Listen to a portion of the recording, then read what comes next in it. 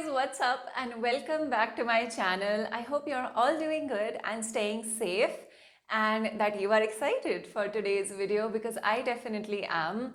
A few days ago, I asked you guys to drop me all your pageant questions related to pageantry, related to pageant preparation. Why haven't I done this type of video ever before on my YouTube channel? Because I did do an assumptions tag last year, I believe, and so it's been such a long time where I've done this answering your questions type of video, and I dropped that story and there have been so many responses. I just know that there are a lot. I haven't even seen any of the questions so far, so I'm gonna try to answer as many questions as I can in today's video. So without wasting any more time, let's jump straight into it. You guys can see the amount of questions that there are.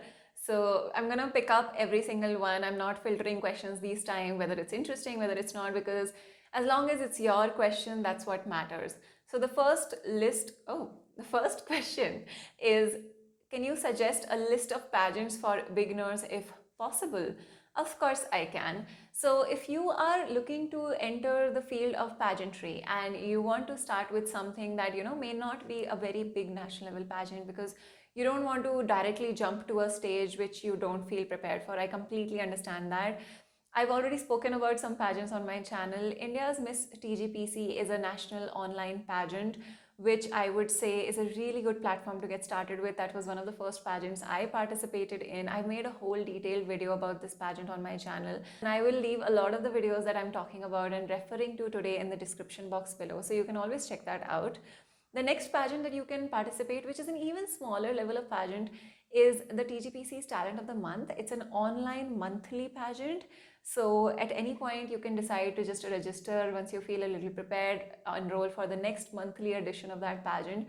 Now, the winners of TTOM get a direct entry to become a finalist of the upcoming season of India's Miss TGPC. So it's just like a baby sister or child pageant for India's Miss TGPC. It's a new initiative that they came up with afterwards. And one of the main perks of enrolling and participating in these small pageants is that it gives you a lot of visibility and helps you form connections and the pageant network of mentors and a team and just co-contestants and ex-winners in general. That is going to be one of the most useful resources for you in your upcoming pageant journey.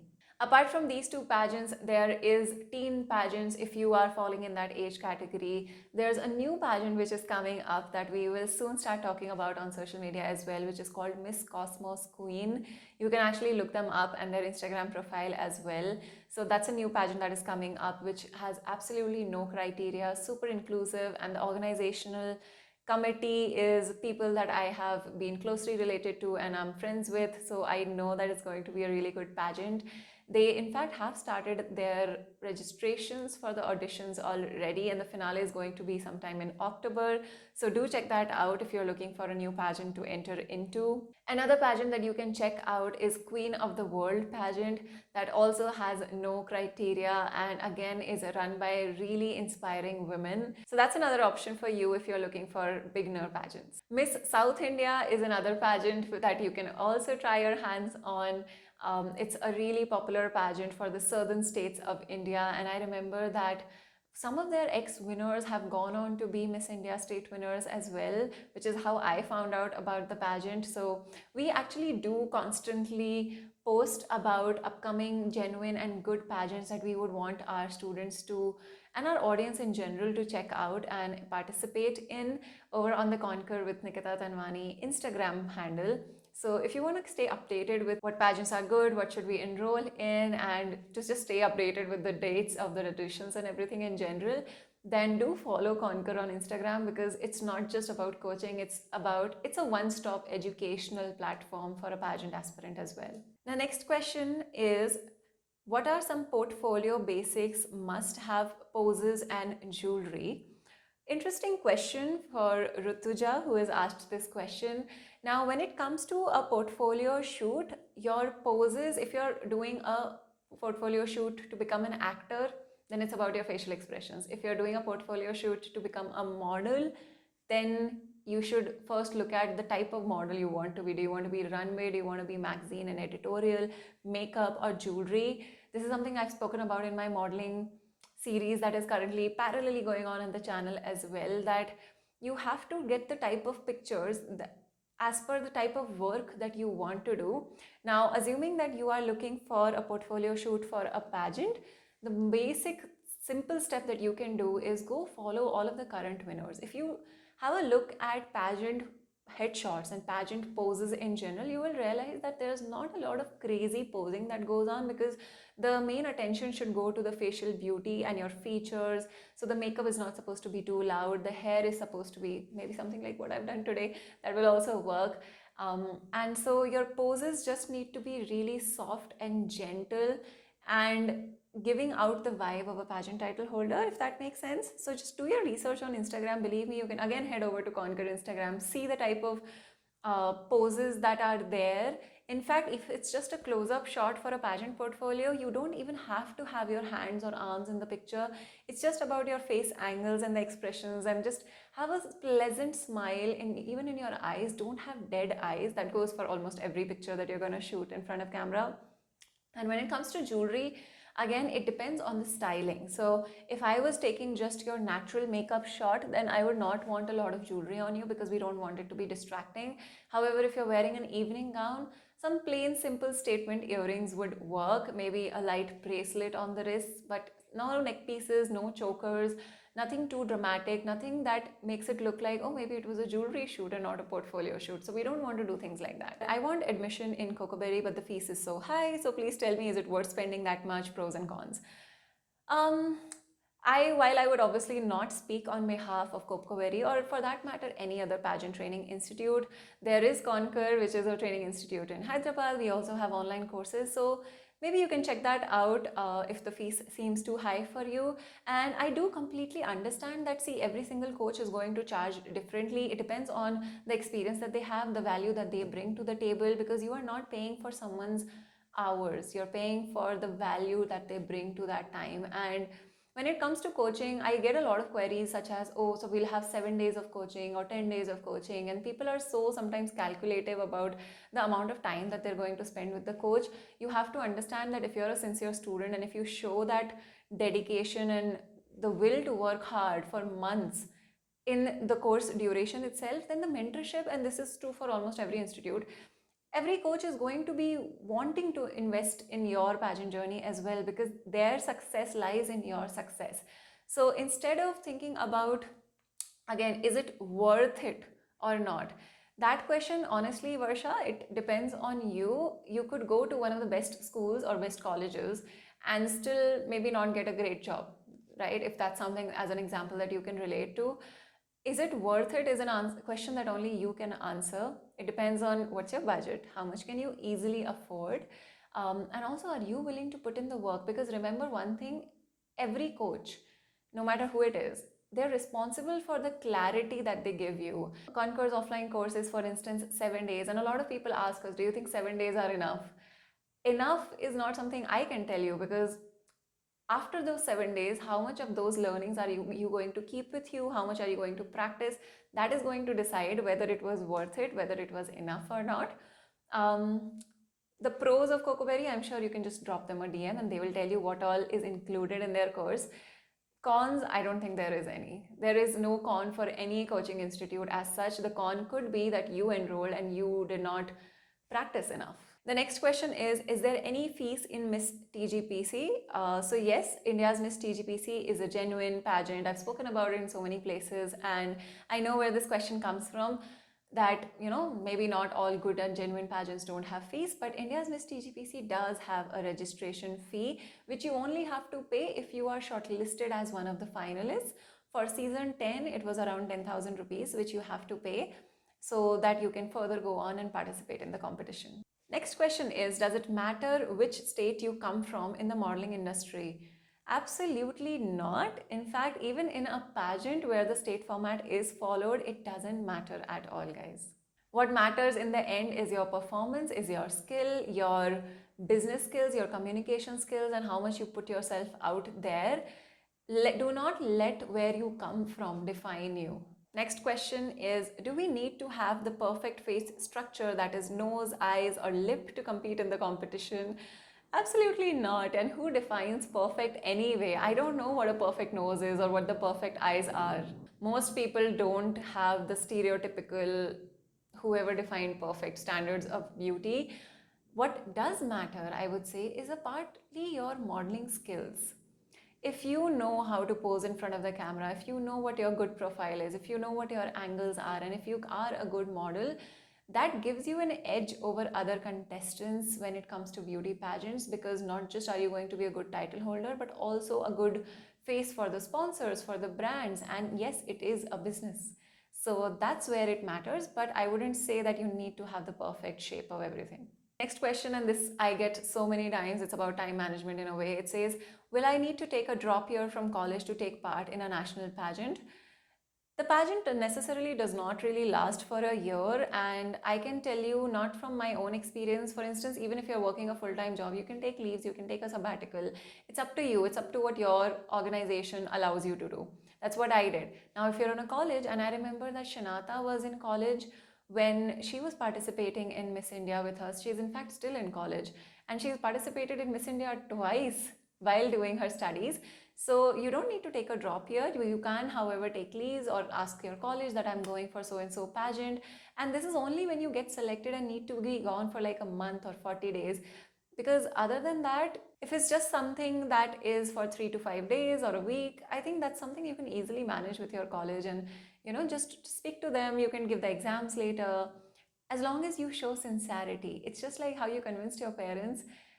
You got to convince your professors, you got to convince your manager, and when they see that this girl is really after this and this is a dream and it matters so much to her, I think everyone wants to be supportive in your journey. And yeah, when it comes to college, believe me, I don't think it's going to be a really difficult job. The next interesting question is, can one reapply to national pageants in case they don't win? Of course you can. I think Shanata, that I just spoke about, is a really good example of that. Hana's Sandhu itself, she did not win during Miss India 2019, but she went on to apply for Miss Diva again. So yes, if you don't win, you can apply, but not in the consecutive year. So that is why Shanata could not have gone in 2020, but she did come back in 2022. So that's the only rule.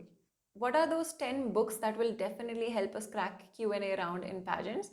While I cannot really list those 10 books right away, but I would say that I have 2 book recommendation videos on my channel, which you should check out. I have in fact also explained the relevance of why you should read this book for your pageant. So do check out those videos, and again, go to Conquer. We've mentioned 3 books that you should read before your pageant, 3 podcasts that you should listen to before your pageant. So there is extremely useful and educational content on the Conquer Instagram, guys. You guys really should follow it. I love this question. It says, what point should I keep in mind when practicing walk?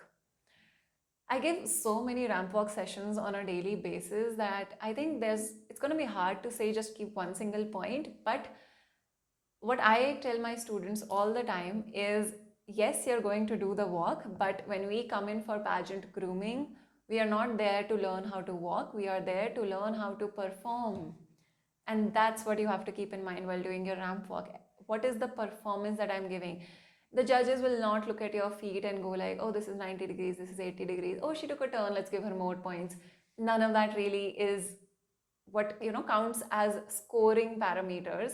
However, the overall performance, so even if you know the techniques of ramp walk really well, if you don't have the confidence on your face, if you don't have the rhythm in your body, that performance will fall flat. So see, do you walk according to the music that's going on? Are you carrying the garment really well? What are you doing with your facial expressions? Are you teasing the judges and blowing away them with your expressions and your smile all at the same time? That's something you should keep in your mind. What am I doing? How am I performing? And there is actually so much more that I can talk to you about ramp walk sessions, but for that, maybe you need to be in one of the sessions that I am taking, because we actually teach our students as to when you go internationally, how are the judges really scoring you? And when you know that, you know where to pose, you know where to stand, how much time to take, because it is also objective at international level. And that's the kind of preparation that goes on at Conquer. The next question is really interesting, and from someone who's been following me, I suppose, for a really long time. Or this girl said that, I was watching your old video and you said that your first photo shoot happened in January 2018, which is correct. And then you auditioned for Miss India in February 2018. Also correct. How did you prepare for Beauty with a Purpose that year?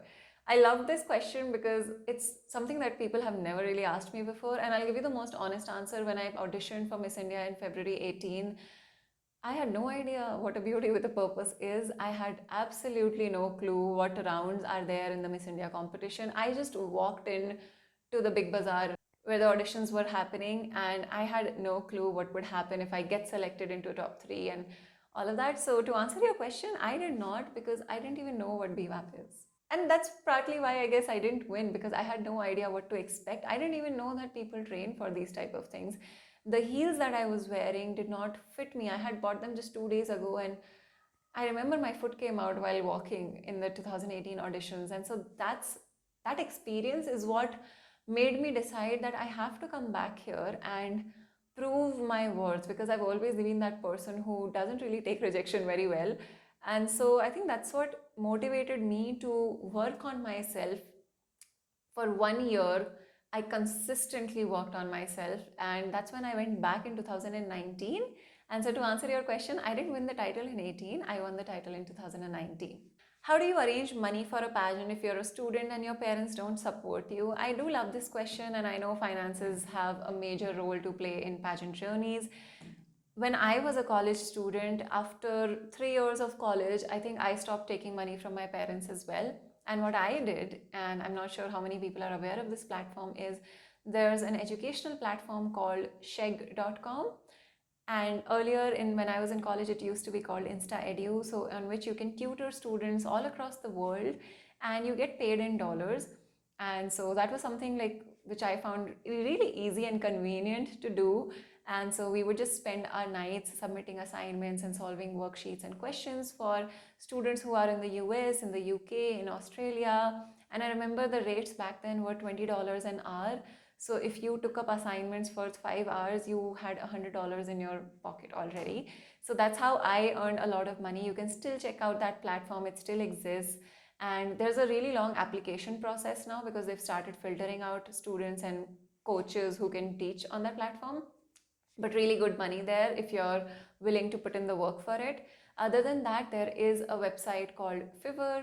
And I'm not sure if I pronounced that right, but again, it will be linked in the description box below, where you can also first develop skills and then use those skills to book gigs as a freelancer. It could be graphic designing, it could be thumbnail designing, it could be logo designing. There are so many skills that you can use to just earn money as a college student. You just need to have that willpower to really make it happen. Don't sit and think that, oh, I have no way to earn money. Do you have the skill that will make you get money? First, work on those things and then start earning money by finding the platforms on which you can use your skills. In fact, I used to read so many books back in 2017. I remember there was a phase where I read like 100 books, and I would rate them on Goodreads. And even on Goodreads, people send you books and pay you to review them. Imagine, even on Goodreads, I had no idea that you could get paid on Goodreads. So you just need to look for opportunities, and I hope that this suggestion helps you. Now I have many more questions, as you guys saw on the AMA sticker, but I think that this video will become way too long if I kept answering these questions.